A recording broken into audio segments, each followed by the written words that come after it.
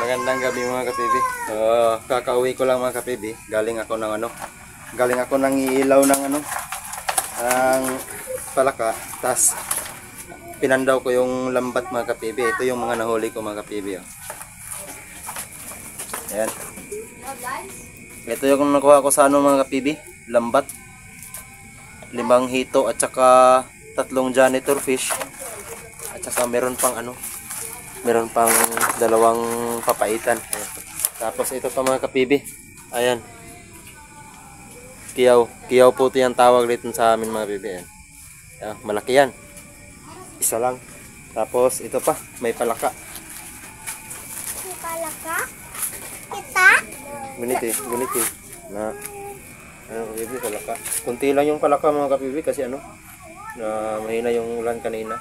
Tapos hindi pa nani yung palayan. Nakuha ang bake? Third na yung pangulam mga kapibi. Basta masipag ka lang dito sa probinsya. Makaulam ka talaga.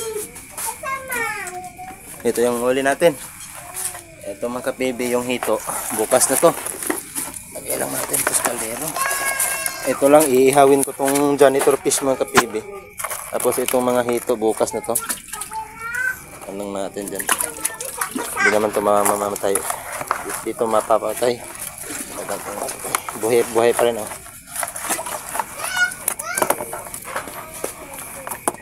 Sobrang taba mga kapibi Native hito mga kapibi. Sobrang taba nito. Miming na? Ayun, miming doon. Bukas na yung lulutuin. Lilinisan ko lang ito mga kapibi. Tapos iihawin natin. Tapos ito, bukas na rin to.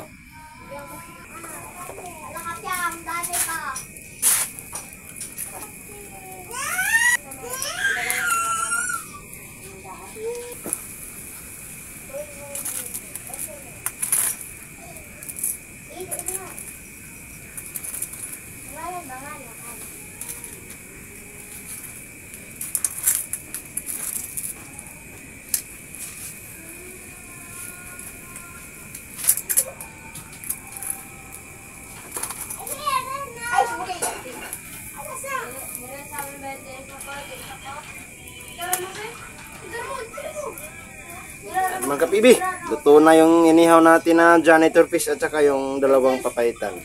So yung palaka, hito at saka ibon mga kapibi. Bukas na yun para may ulam na nila tayo bukas Marami tayong ulam mga kapibi. Sino kumakain nito mga kapibi? Masarap. Mga kapibi, kain tayo mga kapibi Inihaw na janitor.